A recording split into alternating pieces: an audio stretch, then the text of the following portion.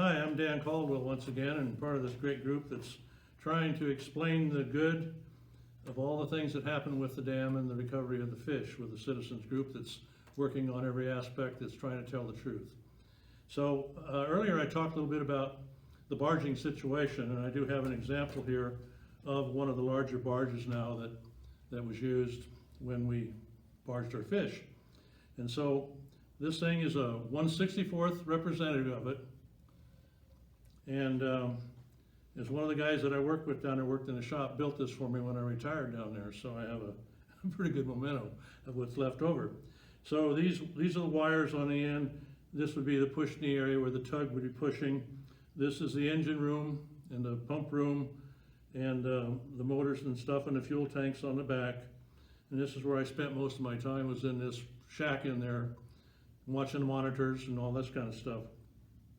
These are the holes where the fish go into, and these are the aerators. Water is into the sea chest here, pumped up and pumped to the top of these, and it pushes down through, aerating the water so that these fish have oxygen coming at them all the time.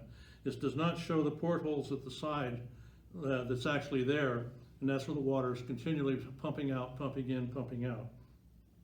Wires on the front and push knees on the front here when we push two barges. Sometimes we push two barges with one of the tugs. And then deep down in, you can see the holes in the bottom. When they pull the plunger, everything goes out the bottom. And they're all done. And I mean, whatever I'm packing there, 250 fish, 150,000 fish, a million fish, whatever we had on the barge, they're all gone out of this thing in about 15 seconds. Gone and disappear. So that's a little bit about the parameters of the barge itself, and that's that. Okay, I'm going to shift gears a little bit here now and talk about some of the reasons that possibly that fish aren't getting down and a lot of them aren't coming back. Things that are going on about that. So there's a lot of rhetoric going on, bouncing around right now, about the removal of dams to aid in the return of salmon and steelhead on the Snake River system. News medias use their soapbox at will to spread these articles and beliefs. Most of this is based on opinion, emotion, speculation, historical beliefs, and traditions. They're either not backed by science or realistic documentation, but by a desire to return to the past and better times. Wouldn't we all? We all have opinions. However, my opinion and knowledge comes from personal experience, working hands-on with 13 years of experience with the USGS and the Corps of Engineers of the dams and river systems, dealing with the many perils of fish migration. Have dams in the past been detrimental to fish? Absolutely. Have these concerns been addressed and in many cases corrected? Absolutely.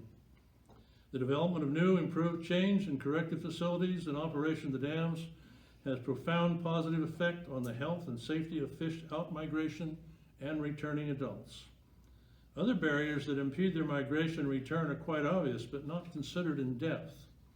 Since 1970, the population of Oregon, Washington, and Idaho has increased from 6.1 million to 15.3 million people, a 40% increase in people in that 1970 to 2021.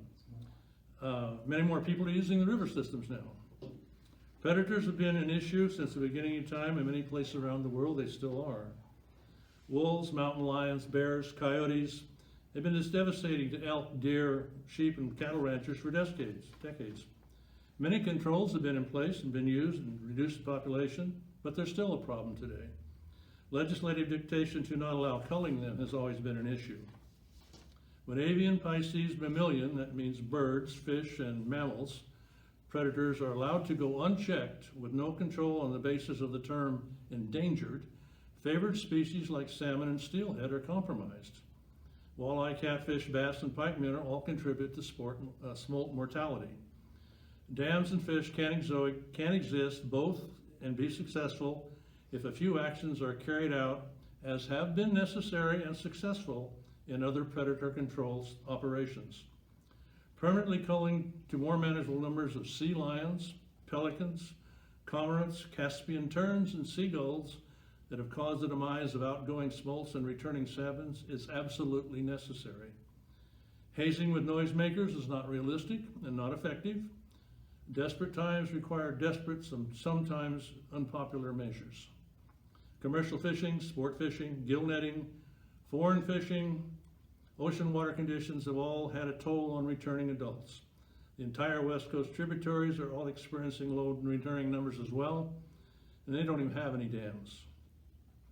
For those who believe the removal of dams and all the prosperity they provide in the answer, Zig Ziglar makes a quote, "You're free to choose, but you're not free from the consequences of your choice."